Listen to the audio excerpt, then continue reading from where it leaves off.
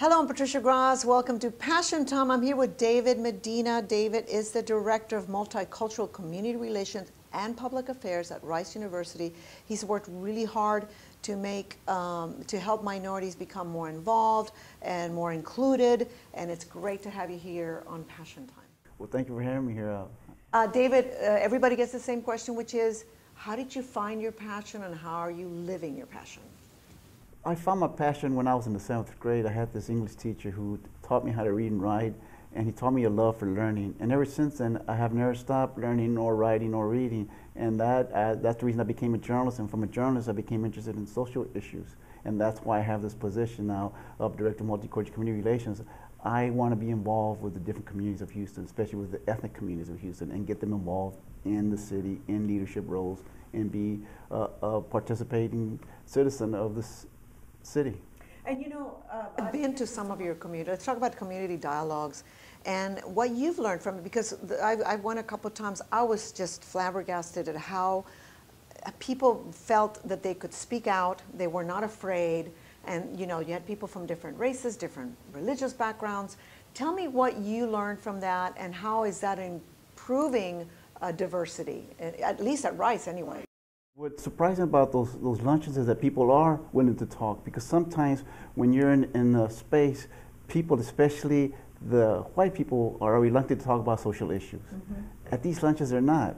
They're very open about their concerns, and they're talking to other people of different races and ethnicities, Black, Hispanic, Muslim, Jews, and they all feel open and comfortable in speaking about their concerns. Mm-hmm. And I've learned that we all have the same desires. All ethnic groups, all people of all colors and gender, they want to improve themselves. They want to be part of society. Everybody wants the same thing. They care about their children. They care about their pets. They care about their jobs. There's a universal thing that unites us all, right? Exactly. What do you think is the most important you learned from those community dialogues?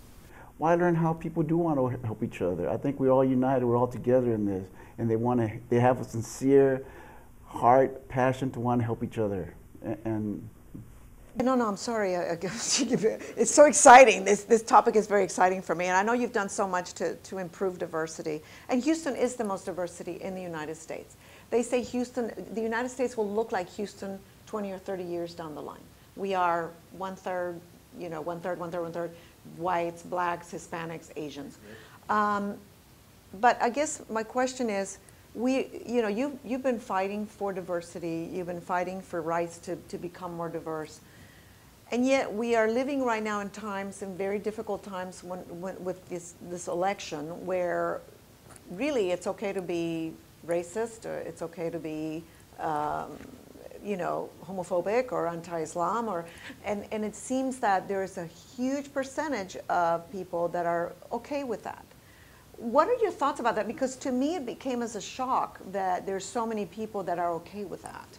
Well, I don't think there are that many people that are okay with it. I think they're very vociferous. They have a loud voice because of Donald Trump, who gave them that loud voice. But I think in Houston, we're proud of being diverse, but we're not inclusive enough yet. There's still a very powerful white community here who's reluctant to give up their power. And that's not right, because we're all part of the city. We all need to participate in decision making, in leadership roles, in order to make this city a very vibrant and cosmopolitan city. You say, that we need to be more inclusive.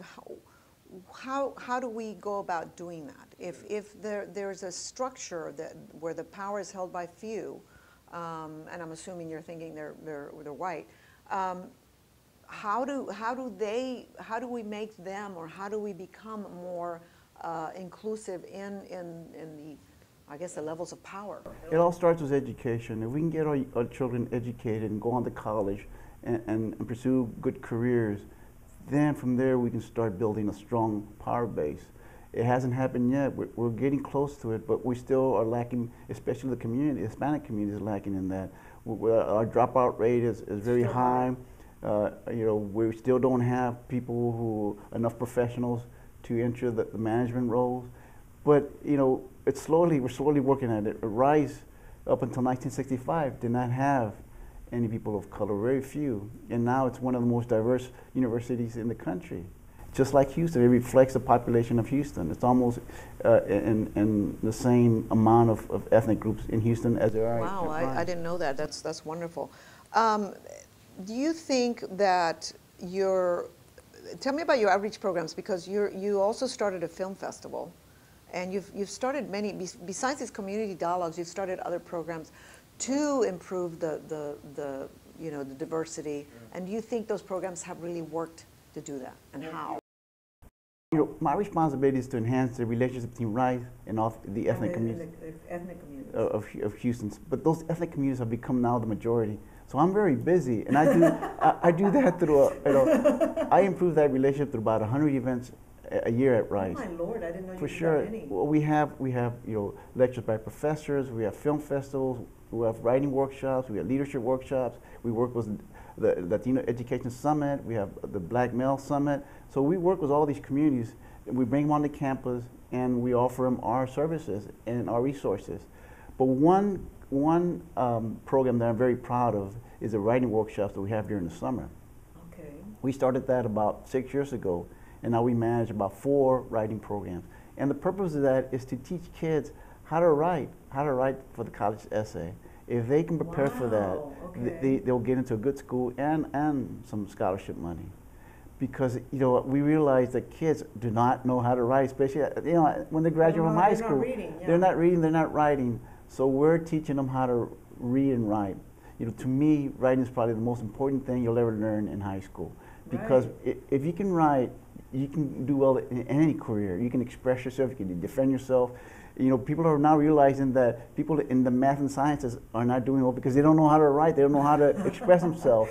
Yeah. Even at Rice, we started a writing program for engineers and mathematicians because they did not know how to write and express themselves well. Now, these writing programs, are they for low-income kids? Exactly. It's all free. What we offer at Rice, it's all free. We bring them in for a week, from Monday through Friday, from 9 to 4 o'clock. We give them a tour of the campus. We teach them how to apply to a college, how to apply for financial aid, and then we have a workshop, writing workshop for 3 hours on how to write the essay.